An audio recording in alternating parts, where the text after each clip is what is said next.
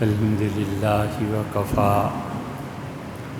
وسلام علی عبادہ الذین اصطفیٰ اما بعد۔ اللہ تعالیٰ کے فضل و کرم سے سیدنا ابراہیم علیہ السلام کی زندگی سے بات شروع کرنا تھی، لیکن دین میں سب سے پہلی چیز انسان کا عقیدہ ہے کہ وہ اپنے عقیدے کو سنت کے مطابق اور جو فرائض اللہ نے رکھے ہیں اس کے مطابق بنائے، اور اس کے بعد شریعت کے معاملات میں عبادت ہے کہ انسان اس کو سیکھے، اور عبادت کے بعد معاملات ہیں کہ انسان اپنی زندگی میں جس سے جو بھی معاملہ کرے یہ دیکھے کہ شریعت نے مجھے کیا حکم دیا ہے۔ پھر طلاق اور نکاح کے مسائل ہیں، اور اسی طرح شریعت فقہ کے اعتبار سے منقسم ہو جاتی ہے۔ پھر شریعت کے دیگر علوم بھی ہیں۔ ایک آدمی تاریخ پڑھتا ہے، ایک آدمی طب پڑھتا ہے، ایک آدمی ہمارے زمانے میں کمپیوٹرز کا اور مختلف چیزوں کا علم سیکھتا ہے۔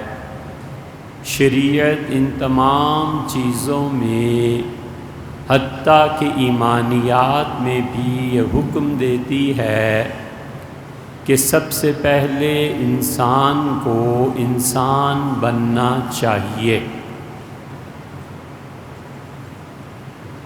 اور ہم سب کو یہ چاہیے کہ ہم اپنے آپ کو بہتر سے بہتر اللہ کا بندہ بنائیں، اور کسی انسان کو کچھ پتہ نہ ہو کہ عاد اور ثمود کی تاریخ کیا ہے، اور حضرت آدم علیہ السلام کب آئے اور کب تشریف لے گئے، لیکن اس آدمی کو یہ تو پتہ ہونا چاہیے کہ کیا کیا چیز اللہ نے انسانی اخلاقیات میں حرام قرار دی ہے اور انسان کیسے بنتا ہے۔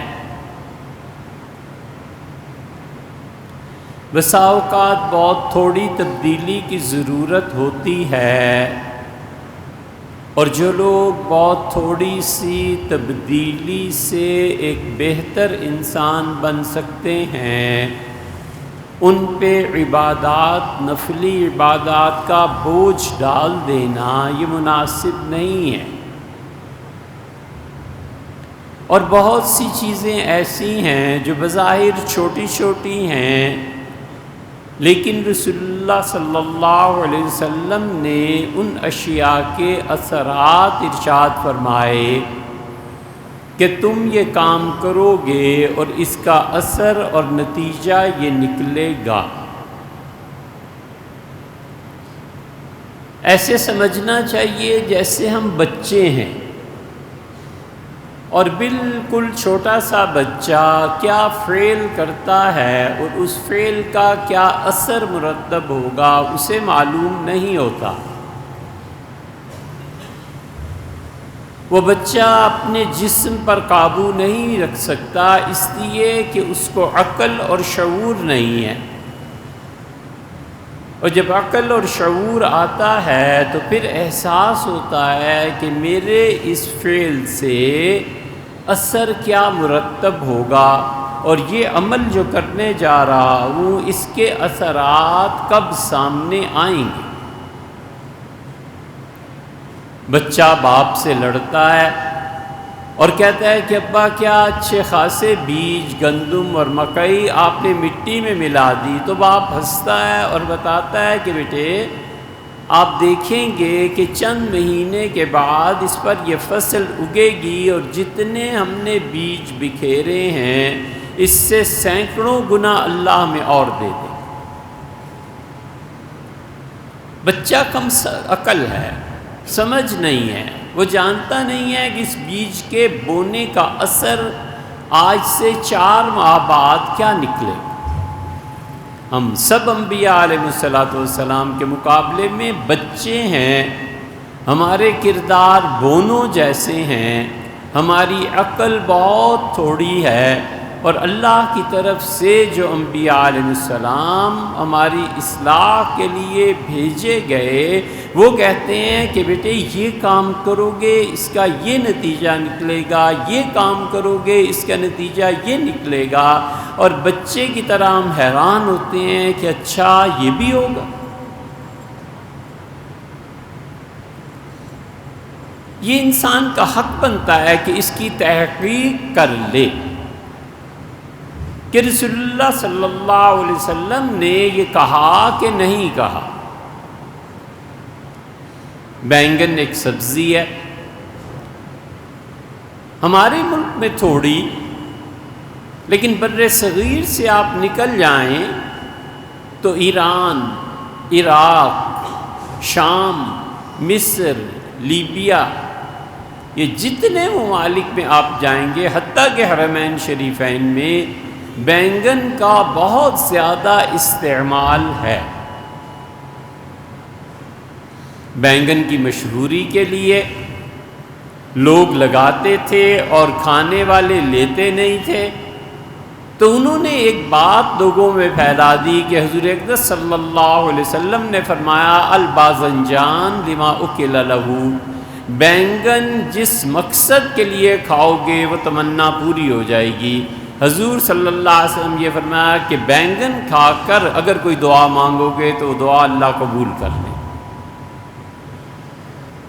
یہ بات جب مساجد میں پہنچی تو علماء نے شدت سے اس کا رد کیا، ان کا سب جھوٹ ہے۔ حضور اقدس صلی اللہ علیہ وسلم کبھی بھی نہیں، نہ بینگن کو دیکھا نہ کھایا، اور نہ نبی کریم صلی اللہ علیہ وسلم یہ فرمایا، یہ سب جھوٹ ہے جو لوگوں نے اس لیے گھڑایا کہ بینگن ایک سبزی ہے، بہت بکے۔ یہ ہمارا آپ کا حق بنتا ہے کہ ہم اس کی تحقیق کریں کہ یہ بات واقعی درست ہے، اور اگر درست ہے تو پھر مان لی جائے۔ آپ دیکھیں اس کی کئی مثالیں، ہم میں سے سب کو چاہیے کہ ہم اپنے اوپر غور کریں، اپنے آپ کو بہتر سے بہتر انسان بنائیں۔ آپ بڑی محبت سے، تعلق سے، میلا میل سے یہاں تشریف لاتے ہیں، ہمیں بھی حیا آتی ہے کہ ہم کوئی اچھی بات آپ کے سامنے نہ رکھ سکیں تو کیا فائدہ۔ اس لیے زندگی بہتر بنانی چاہیے، اور عملاً انسان کو بہتر انسان ہونا چاہیے، اور گفتگو اور اعمال دونوں میں سوچنا چاہیے کہ میں کیا کرنے چلا ہوں۔ اب آپ دیکھیے عملی زندگی میں اس کی مثال ایسے جیسے رسول اللہ صلی اللہ علیہ وسلم جب نماز کے لیے تشریف لاتے تھے، صحابہ رضی اللہ عنہم کھڑے ہو جاتے تھے اور صفیں بننی شروع ہوتی تھیں، اور حضرت بلال رضی اللہ عنہ کو حکم دیا کہ بلال پوری مسجد نبوی میں گھوم جاؤ اور کوئی جگہ خالی نہ دیکھو، مگر یہ کہ اسے بھر دو اور پھر مجھے آ کے بتاؤ میں نماز پڑھاؤں یا نہیں۔ تو نبی کریم صلی اللہ علیہ وسلم کو وہ آ کے عرض کرتے تھے کہ اللہ کے رسول صفیں ٹھیک ہو گئیں، اب آپ نماز کے لیے تشریف لے جائیں۔ اور پہلی صف میں حضور صلی اللہ علیہ وسلم لوگوں کے سینوں پہ ہاتھ پھیرتے ہوئے ایک کونے سے دوسرے کونے تک چلے جاتے تھے، اور لوگوں کی سینوں پہ ہاتھ پھیرتے تھے اور فرماتے تھے کہ لوگوں کندھے الگ الگ نہ کرنا، یہ کرو گے تو تم میں لڑائی جنم لے گی۔ اب لڑائی جنم لے گی تو مسلمان آپس میں لڑیں گے، اپنے گھروں میں لڑیں گے، اس عمل کا نتیجہ یہ نکلے گا کہ بھائی بھائی سے لڑ پڑے۔ یہ ایک عمل ہے، اور نبی صلی اللہ علیہ وسلم بتا رہے ہیں اس کا نتیجہ یہ ہو۔ ہم نے کبھی نہیں دیکھا کہ کوئی مولوی ایسے کرتا ہو۔ مولانا عبداللہ صاحب مرحوم ایسے کرتے تھے، وہ پہلی صف میں کئی مرتبہ گھوم جاتے تھے، لوگوں کو کہتے تھے ساتھ ساتھ کھڑے ہو۔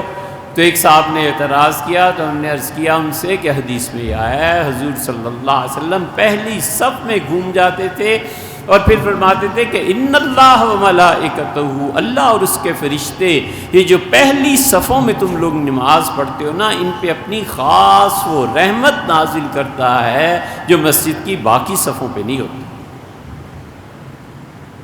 اب یہ ایک عمل ہے کہ ہم جب بھی جائیں مسجد میں پہلی صف میں ہمیشہ بیٹھیں، دوسری میں جو پہلی صفوف، فرمایا کئی صفیں جو آغاز میں ہیں ان پہ خدا کی رحمت ہوتی ہے۔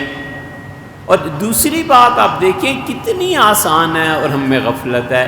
غفلت اس وجہ سے نہیں کہ ہم کریں گے نہیں، ہم کر لیں گے، لیکن علم نہیں ہے، اور پھر وہ ذمہ داری علماء پہ آ جاتی ہے کہ وہ کیوں نہیں آخر لوگوں کو علم سکھاتے۔ حضرت رسالت میں آپ صلی اللہ علیہ وسلم بار بار لوگوں سے کہتے تھے کہ آذان اور اقامت کے درمیان جو وقفہ تمہیں ملتا ہے نا، اس میں اللہ سے مانگا کرو، اللہ ایسی دعا کو رد نہیں کرتا۔ آذان ہو گئی، جمعے کی آذان ہو گئی، خطبہ ہو گیا، خطبے میں 1 منٹ تو لگتا ہے کہ امام مصلی پہ آ جائے، یہ وقفہ 1 منٹ کا مل گیا نا۔ صحابہ رضی اللہ عنہ کہتے ہیں کہ حضور صلی اللہ علیہ وسلم جمعہ پڑھانے کے لیے تشریف لا چکے تھے، خطبہ دیا، اور جو ہی نیچے اترے ایک آدمی نے آپ کو روک لیا کہ اللہ کے رسول پہلے میری بات سن لیں، نماز سے پہلے سے بہت بے چینی تھی۔ حضور صلی اللہ علیہ وسلم اس کی بات سنی، پھر مصلی پہ گئے، جمعہ پڑھایا۔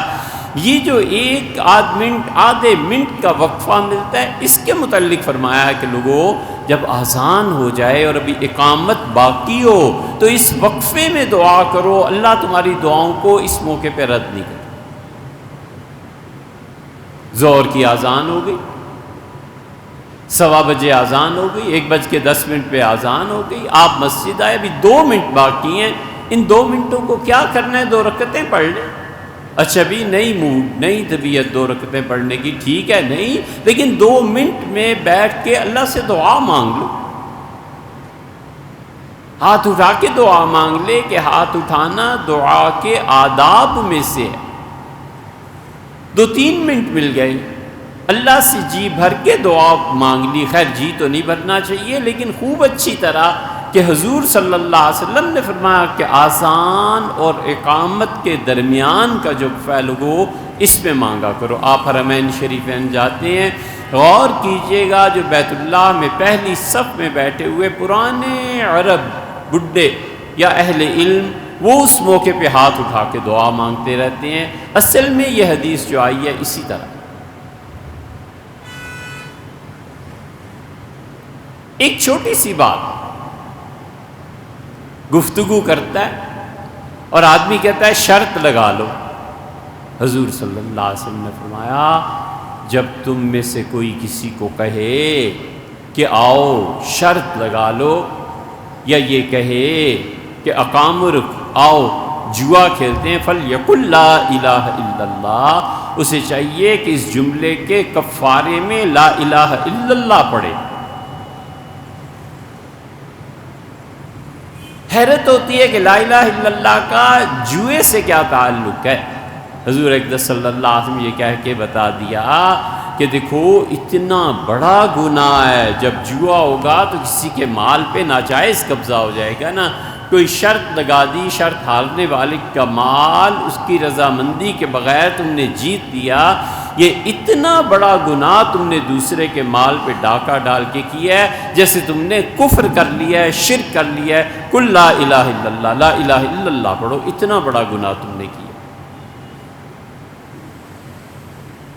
نہیں کہنا چاہیے، بس ہم احتیاط کریں، دوستوں میں یاروں میں گپ شپ باتیں چل شرط لگا لے، لیکن اگر علم ہو تو یہ نہیں کہے گا، کہے گا چل میرے ساتھ میں دکھا دیتا ہوں، اچھا فلانے کو فون کر بات کر لے، اس جملے سے بچنے پر اللہ راضی ہوگا، اس لیے کہ اس کے ذہن میں آ گیا نا کہ حدیث میں منع آیا ہے۔ اب جب یہ نہیں کہے گا، اس وجہ سے رک جائے گا کہ حدیث میں منع آیا ہے، تو کسی کو کچھ پتہ نہیں، لیکن اللہ تو جانتا ہے نا کہ یہ کیوں رک گیا۔ اللہ اس پہ اپنے بندے سے خوش ہو، اس سے حضور صلی اللہ علیہ وسلم کی اتباع کر۔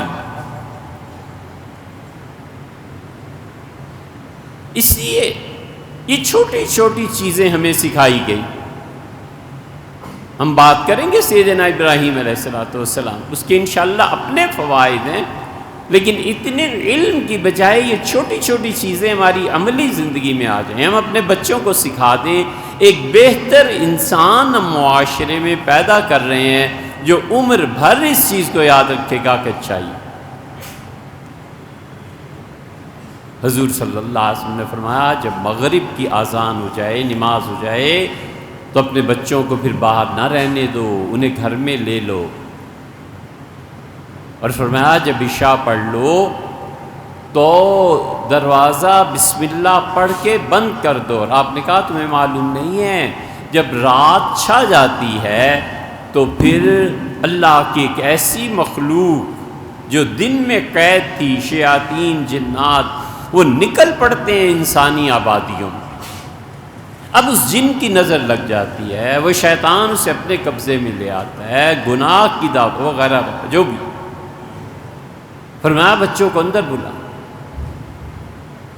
اس لیے ماں باپ بچے کو اندر، بچے تنگ ہوتے ہیں، لیکن کبھی زندگی میں جا کے پتہ چلتا ہے کہ وہ ماں جو کہتی تھی کہ مغرب اتنے بجے ہوتی ہے اور دیر سے کیوں آئے ہو، تو وہ صحیح کہتی۔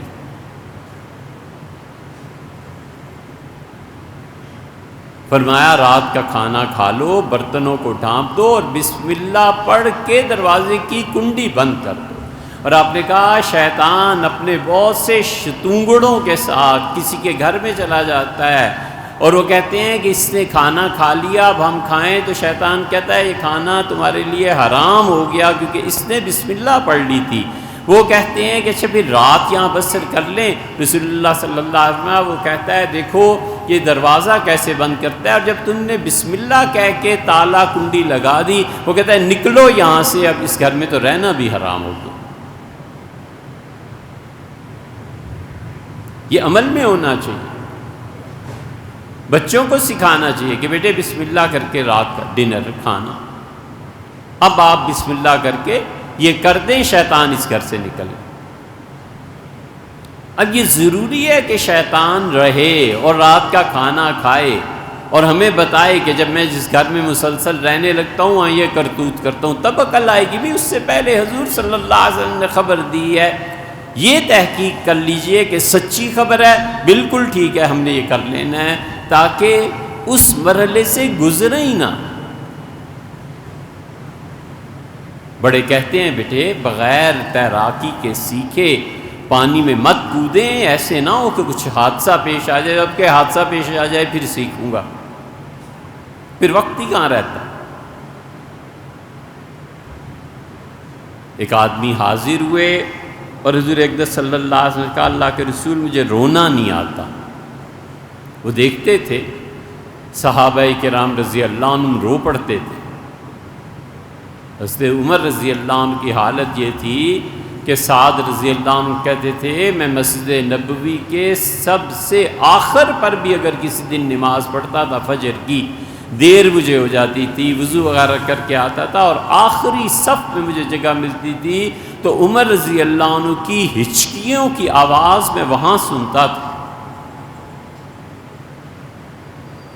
یہ احساس کہ میں اللہ کے سامنے کھڑا ہوں، یہ احساس کہ مالک احکم الحاکمین ہے، یہ احساس کہ مرنا ہے، یہ احساس کہ اللہ سامنے ہے، میں خدا کے حضور میں ہوں، میں کیا کروں گا، اس کی عظمت۔ تو یا تو بندہ رو دیتا ہے اس کی محبت میں کہ کب ملاقات ہوگی، کب آپ بلائیں گے، کب آپ کو میں دیکھوں گا، کبھی اے حقیقت منتظر نظر آ لباس مجاز میں کہ ہزاروں سجدے تڑپ رہے ہیں میری جبین نیاز۔ کبھی محبت سے رو دیتا ہے، کبھی خدا کے خوف سے رو دیتا ہے کہ میں کیا کرتوت کرتا ہوں، آپ کیسے مہربان، کیسے حلیم، اور کبھی معرفت سے رو دیتا ہے۔ یہ معرفت کا رونا آسانی سے سمجھ میں آتا ہے جب چھوٹے بڑے کی کوئی تمیز کسی گھرانے اور فرد میں ہوتی ہے نا، تو کسی بڑے کیا اس کو کیا کہنا، وہ تو خیر آداب ہیں، پہلی مرتبہ چیف سے جا کے مل لے، پہلی مرتبہ وزیر اعظم اور صدر کے پاس چلا جائے ملاقات کے لیے، خاموشی گونگ طاری ہو جاتی ہے۔ اسی لیے شریعت منع کرتی ہے اور وضو کو رکھا ہے کہ نماز میں کوئی آواز گلے سے اور منہ سے نہیں آنی چاہیے۔ ایک تو بے اختیار کھانسی ہو گئی، مطلب کیا کرے، شریعت کہتی ہے گلا صاف کر کے آؤ، بالکل کھانسی نہیں کرنی، بالکل ناک نہیں سنکنا، نماز میں مکروہ ہو جائے گی، یہ عمل ناپسندیدہ ہے، کیونکہ تم اللہ کے حضور میں کھڑے ہو، خاص دربار میں جانے کا وقت۔ آپ میں سے جو لوگ بھی ان بڑی مجلسوں میں گئے ہیں، چیف اور کور کمانڈر اور پرائم منسٹر اور کابینہ کے، وہاں حقیقت میں جو بیٹھنے کے اہل لوگ ہوتے ہیں، کھانسی نہیں ہوتی، گلا صاف نہیں کرتے کبھی بھی نہیں،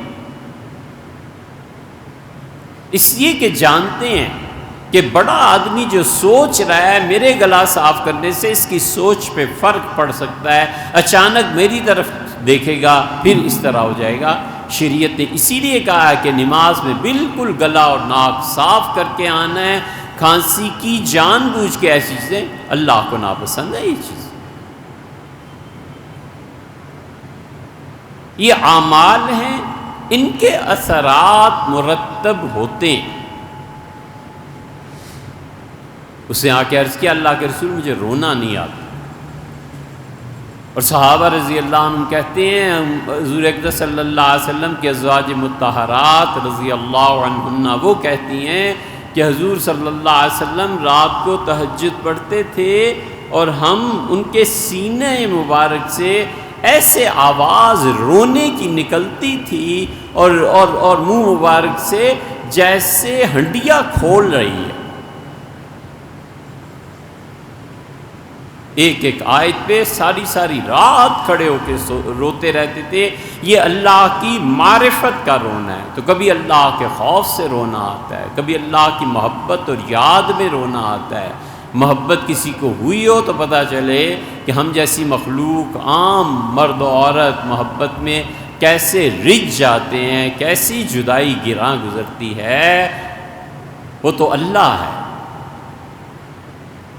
مولانا عبد الماجد دریابادی نے پیر و مرشد حضرت تھانوی نور اللہ مرکزو کو لکھا ہے کہ حضرت میں کیا حقوق العباد میں پکڑا جاؤں گا، جب بھی مجھے کہتی ہیں کہ والدین کے پاس جانا ہے میں ہمیشہ اصرار کرتا ہوں نہ جائیں، اور جب چلی جاتی ہیں تو وہ 2-4 دن تو ٹھیک ہوئے، ذرا 4 سے 5واں دن ہوا اور میں بیمار پڑ جاتا ہوں کہ کب آئیں گی وہ۔ مجھے اتنی محبت ہے اپنی بیوی سے۔ تو جن کو جس سے بھی محبت ہوتی ہے وہ گزرتا ہے نا، اس سے پتہ ہوتا ہے۔ اللہ کی محبت ہو جائے رو دیتا ہے کہ اللہ آپ سے کب ملاقات، کب سامنا ہوگا، کب میں آپ کو سجدہ کروں گا، اور یا پھر رو دیتا ہے خدا کی معرفت سے۔ حضور اقدس صلی اللہ علیہ وسلم ساری حیات طیبہ گزار کے آخری حج میں ملتزم پہ کھڑے ہیں اور فرماتے ہیں ما عبدنا کا حق کا عبادتک، اللہ میں آپ کی ایسی عبادت کر ہی نہیں پایا جیسی کرنی چاہیے تھی، وما عرفنا کا حق کا، اللہ میں آپ کو پہچان ہی نہیں پایا ساری زندگی جیسے تیری پہچان کا حق بنتا تھا۔ یہ رونا ہوتا ہے۔ حضرت زین العابدین رحمۃ اللہ علیہ کے متعلق صحیح جگہ تاریخ میں آیا ہے، زین العابدین رحمۃ اللہ علیہ نماز کے لیے کبھی اللہ اکبر کہتے تھے تو رنگ اڑ جاتا تھا، پیلا پڑ جاتا تھا۔ کسی نے کہا یہ کون سی ہے، کیا مسئلہ ہے آپ کو، آپ نماز کے وقت پیلے پڑ جاتے ہیں، آپ بالکل گرد و پیش سے بے خبر ہو جاتے ہیں۔ تو فرمایا تمہیں پتہ نہیں ہے کہ کس کے دربار میں حاضری ہوتی ہے؟ تلبیہ کہا حج کا اور گر پڑے۔ لوگوں نے اٹھایا اور کہا حضرت کیا ہو گیا؟ فرمایا کہ تلبیہ کہا ہے کہ میں حاضر ہوں، اور مجھے پھر خیال آیا کہ میں کس کے سامنے حاضر ہوا ہوں، اور زندگی یاد آئی تو میں برداشت نہیں کر سکا اور گر گیا۔ اس نے عرض کیا اللہ کے رسول رونا نہیں آتا؟ حضور صلی اللہ علیہ وسلم نے فرمایا یتیموں کے سر پہ ہاتھ پھیرا کرو، رونا آ جائے گا۔ اب کوئی کہے کہ یتیم کے سر پہ ہاتھ پھیرنا اس کا رونے سے کیا تعلق؟ بھئی بنتا ہے نہیں بنتا، ہمیں سمجھ آتی ہے نہیں آتی۔ حضرت نے فرمایا یہ کرو، اللہ کے سامنے رو دو، یہ کرے گا تو عقل میں بھی بات آتی ہے۔ اسی لیے قرآن کہتا ہے کبھی یتیموں کا مال نہ کھانا، اور اللہ کہتا ہے اگر تم مر جاؤ اور تمہاری اولاد یتیم رہ جائے تو پھر کیا ہوگا؟ فرمایا یتیموں کا مال نہ کھاؤ، یتیم کے سر پہ ہاتھ پھیرے گا حضور صلی اللہ علیہ وسلم اتنی نیکیاں تمہارے ہاتھ کے نیچے جتنے بچے کے سر کے بال آئے اللہ تمہیں دے گا، اور رونا آئے گا تمہیں، بے کسی، مجبوری، کوئی پالنے والا نہیں رہا، غربت میں زندگی۔ سوچے گا نا اگر انسانوں کا دکھ اور درد۔ اسی لیے سیدہ فاطمہ رضی اللہ عنہا نے کہا کہ والد ہاتھ گٹے پڑ گئے ہیں، گردن پہ مشک اٹھانے سے نشانات پڑ گئے ہیں، بڑی مشکل ہے، اور علی بھی کام کرتے ہیں، میں بھی ایک غلام۔ فرمایا بیٹی میرے پاس اگر غلام ہوتے تو میں انہیں بیچ کر، جو بدر میں 8 صحابہ رضی اللہ عنہم شہید ہو گئے تھے، ان کے گھروں کا بوجھ میں نہ اٹھا لیتا۔ اور پھر رات کو آئے، اور رات کو آ کے دروازہ کھولا، میں اور علی رضی اللہ عنہ ایک ہی بڑے دمبے کی کھال میں لیٹے ہوئے تھے، تو فرمایا اعلیٰ مکانکم، بس اسی طرح لیٹے رہو، اور ہمارے پاؤں کی طرف چلے گئے، اور میرے پاؤں ایک طرف اور علی رضی اللہ عنہ کے پاؤں ایک طرف، اور دونوں ٹانگیں بچھا دی۔ سیدنا علی رضی اللہ عنہ کہتے ہیں میں نے چھوا تو وہ تو برف سے زیادہ ٹھنڈے تھے، میں نے حضور صلی اللہ علیہ وسلم کے پاؤں کو اپنے سینے سے لگا لیا، حتیٰ سخن ہوا، یہاں تک کہ میں نے دیکھا وہ گرم ہو گئے۔ کیا علوم ہوں گے جو قدمین مصطفیٰ سے اس سینہ مرتضوی میں اس رات منتقل ہوئے ہیں علیہ الصلوۃ والسلام۔ اور ہم دونوں سے کہا، فرمایا آپ میری بیٹی میں کچھ بتاؤں یا تم بولو گے؟ تو سیدنا علی رضی اللہ عنہ نے کہا نہ بولنا، کہو آپ بتائیں۔ تو مجھ سے پوچھا، میں نے عرض کیا اچھا آپ بتائیں۔ آپ نے فرمایا رات سونے سے پہلے 33 مرتبہ سبحان اللہ، 33 مرتبہ الحمدللہ، اور 34 مرتبہ میری بیٹی یہ پڑھ لیا کرو، خیر لکما من خادمکما، تم دونوں کو زندگی میں نوکر کی ضرورت ہی پیش نہیں آئی۔ زبردست نسخہ ہے بھائی، زبردست۔ ہم نے اپنے اساتذہ کو دیکھا یوں دنیا سے چلے گئے، چٹکی بجاتے، کسی خادم کی ضرورت ہی نہیں پیش آئی، حسرت رہ گئی لوگوں کو کہ کوئی خدمت کر لیتے۔ ہم شاگرد تھے، وہ پڑھتے تھے نا، اس لیے جو کہتے ہیں نا کہ ہم کسی کے محتاج نہ ہو، ہم کہتے ہیں یہ آسان طریقہ ہے یار، رات کو سونے سے پہلے تسبیحات پڑھ لیا کرو، چلتے پھرتے ہی جس دن قضا آئی لے جائے گی، کوئی ضرورت ہی پیش نہیں آئے گی کسی کی خدمت۔ کیوں اولاد کے محتاج رہیں، اور بہو کے محتاج، اور بیٹی کے، اور بیٹے، اور فلانے یہ کہا اور فلانے یہ کہا۔ یہ اعمال کے اثرات مرتب ہوتے ہیں۔ ام المومنین حضرت عائشہ رضی اللہ عنہا سے ایک دن فرمایا کہ عائشہ قیامت میں مجھ سے ملنا چاہتی ہو؟ میں نے عرض کیا اللہ کے رسول کیوں نہیں، آپ میرے شوہر نامدار ہیں، میں چاہتی ہوں قیامت میں آپ سے ملوں۔ ترمذی میں آتا ہے حضور صلی اللہ علیہ وسلم فرمایا رات کو الٹے کپڑے کر کے پھر پہن کے پھر سویا کرو تو مجھ سے مل جاؤ۔ شلوار قمیص سیدھی پہنتے ہیں نا، باہر آئے ٹراؤزر سیدھے ہی پہنتے ہیں، فرمایا رات کو جب سو تو اسے الٹا کر لیا کرو، یہ پہنا کرو۔